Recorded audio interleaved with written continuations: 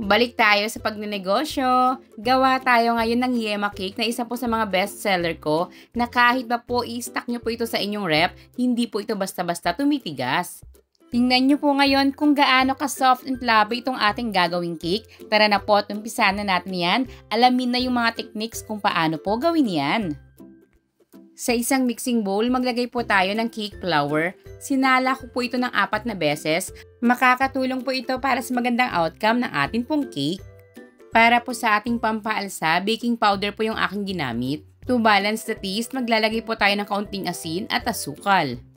Then, haluin po natin mabuti yung ating mga dry ingredients. Bagong po natin ihahalo yung ating pong mga wet ingredients. Kakailanganin rin po natin ng egg yolk na nanggaling naman po sa large size na itlog. Gagamit rin po tayo rito ng mantika at evaporated milk. Dito po, pwede rin po kayong gumamit ng fresh milk. I-mix lang po natin itong mabuti para sa dagdag flavor at bango po ng ating cake. Maglalagay rin po tayo rito ng vanilla. Kapag wala na po kayong makitang harina, tigilan nyo na po sa paghahalo para maiwasan naman pong ito ay ma-overmix. I-set aside po muna natin ito at gagawa naman po tayo ng meringue. Egg whites po ito na nanggaling po sa 6 na pirasong large size na itlog. Then, naglagay po tayo rito ng white vinegar. Kung sakaling available po sa inyo yung cream of tartar, pwedeng yun na lang po yung inyong gamitin. Maglagay po kayo rito ng 1/2 teaspoon. Matagal na po itong aking gamit na hand mixer. Ito pong whisk attachment. Nabili ko naman po ito ng hiwalay. Nasa 108 pesos lang po sa online stores. Para lang po kasi sa akin, mas madali po akong makapag-create ng meringue kapag ganito pong whisk yung gamit ko. Over medium speed, ibit lang po natin itong ating egg whites hanggang sa ito po ay maging frothy. Saka naman po natin idadagdag yung ating pong asukal. Dahan-dahan lang po sa paglalagay nang sa ganon hindi naman po bumagsak itong ating meringue. Yung mixing bowl nga po pala na ginamit natin dito, kasama na po itong ating wire whisk. Binasa ko po muna yung tissue paper ng suka, saka ko po dito pinunas. Nang sa ganon makasigurado po tayo na wala pong oil ito at mas madali po tayo makapag-create ng meringue. Sa Yema Cake po talaga the best gamitan ng chiffon cake. Kung sakaling hanggang ngayon struggle pa rin po kayo sa paggawa nito, sana itong video makatulong sa inyo. At tandaan nyo lang din po, huwag na huwag kayong susuko hanggat hindi nyo pa po nakukuha yung resulta na gusto nyo. Dahil sa baking, pasensya at experience po talaga yung sandatan nyo. Bukod syempre sa magiging puhunan nyo, kapag na-achieve nyo naman po yan, nakuha nyo yung resulta na gusto nyo, pang matagalang negosyo naman po yung aanihin nyo.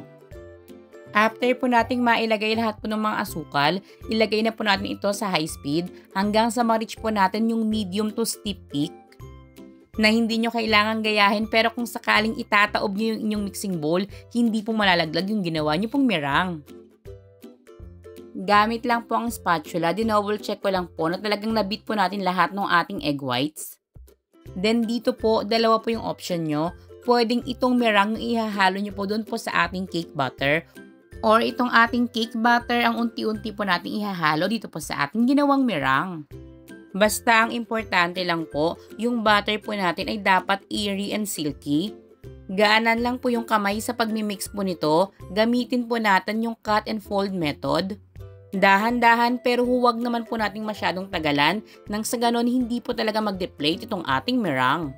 Nasa 2 to 3 additions po yung ginawa natin para mas easy po itong i-cut and fold. Dapat nga po pala, kanina pa po kayo nag-preheat ng inyong oven para after nyo po itong ma-cut and fold or after nyo pong magawa yung ating pinaka-cake butter, isasalang na po agad natin ito. Kapag nailagay nyo na po lahat ng ating cake butter dito po sa ating meringue at nagpantay na po yung kulay nito, tigilan nyo na po yung paghahalo para maiwasan nyo naman po itong ma-overmix. Nang sa ganon, maganda po talaga yung maging resulta. Ang gamit ko po rito ay aluminum foil pan. Ang size po ay 8 by 4 inches. May kasama na rin po itong lid or cover. Kaya naman po, presentable itong ating packaging. The best pong gamitin dito po sa ating mga foil pan cake. Pinreheat po natin yung ating oven sa 160 degrees Celsius na ang init po ay taas at baba. At i-bake po natin ito ng 25 to 30 minutes. Still, nakadepende pa rin po yan sa gamit nyong oven. Kung wala po kayong oven, pwede po ito sa mga improvised oven. Pwede rin po itong i-steam. Kapag kumukulo na po yung tubig sa inyong steamer, hinaan nyo na lang po ito sa medium-low heat. Then, i-steam nyo po ng 20 to 25 minutes. Pareho lang po, after the allotted time, mag-toothpick test po tayo to check kung talagang luto na po ito. Kung sakaling hindi pa, magdagdag po ng ilang minuto. Kung ito po ay luto na, patayin na po yung oven or yung inyong steamer. Then, takpan nyo po muna uli ito. Hayaan po muna natin ito for another 5 minutes na hindi na nga po nakabukas yung apoy. Sa ganitong pamamaraan, hindi po mabibigla yung ating chiffon sa pagbabago po ng temperature.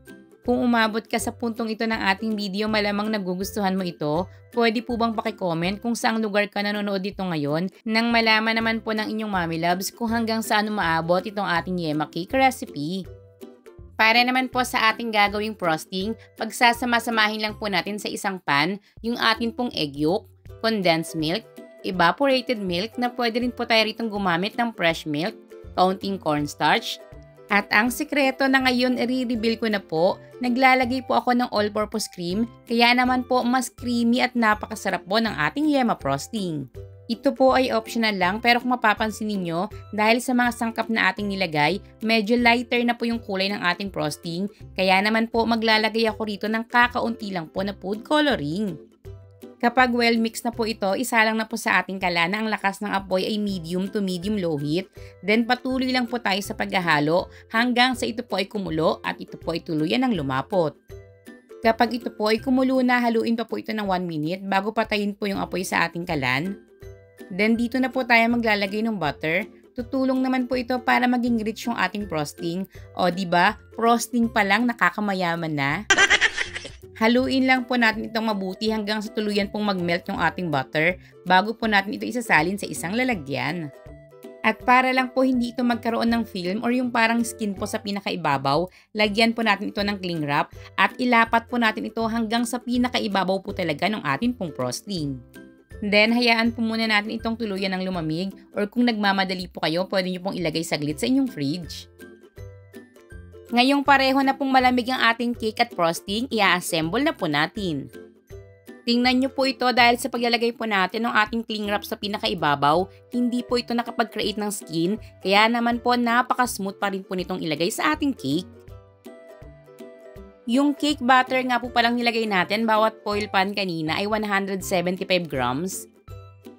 I highly suggest na kung magluluto kayo, especially baking, magpundar po talaga kayo ng magandang timbangan. Bakit?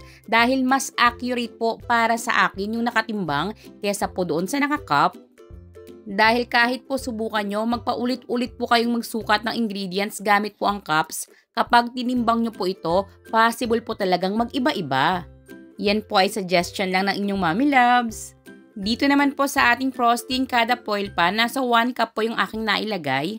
Naglagay po muna ako ng half cup para makita nyo po yung pinakadami nito bago naglagay po uli ako ng another half cup. Sundan nyo lang po yung mga proseso at tips na binigay ko sa inyo kanina. Ganito rin kalambot na chiffon cake ang inyo pong magagawa. At syempre, pang balanse at mas nagpapasarap pa dito, gagadgaran po natin ang keso sa pinakaibabaw. At heto na nga po ang ating yema cake in a foil pan, na nakita nyo naman po kung gaano kalambot yung ating pinaka-cake. Napaka-smooth, creamy at napakasarap po talaga nitong ating frosting. Mapapatunayan ko yan kapag nasubukan nyo na po itong ating recipe. Kaya nung atin pong inassemble, mai-imagine nyo na kung gaano po ito kasarap. Enjoy na enjoy at sulit na sulit yung mga bumibili nito. Ang ginawa ko nga po pala dito sa mismong video natin, per cups po yung sukat ng ating mga sangkap. Doon naman po sa ating description box, makikita nyo naman po doon na per grams or per ml. Nang sa ganon, may choice po kayo kung saan nyo po mas prepared. Dito po sa amin, ibinebenta ko po ito ng 200 pesos bawat isa at sa bawat batch o sa bawat 6 na piraso na aking nagagawa, kumikita po ako ng 600 pesos. Naglalagay rin po ako ng stickers sa pinakaibabaw, nabibili po ito sa mga online stores ng napakamura lang. Isa nga rin po pala itong ating overloaded choco banana cake sa aking ibinibenta. Naibahagi ko na rin po yung detalyadong video nito. Sana po ay muli ako nakapagdagdag sa inyo ngayon kahit kaunting kaalaman, maluto nyo po ito sa inyong pamilya at magamit nyo rin pong pangnegosyo. Palambing naman po ang inyong mommy loves, palike and share naman po itong ating video. Nang sa ganon, mas marami po tayong mabahagian nito. Sa pagpipresyo, much better pong mag-costing tayo dahil magkakaiba po yung lugar natin, malaki po yung possibility na magkakaiba po yung presyo ng ating mga bilihin. Hanggang sa muli po nating pagluluto, magdi-deliver po muna ang inyong mommy loves.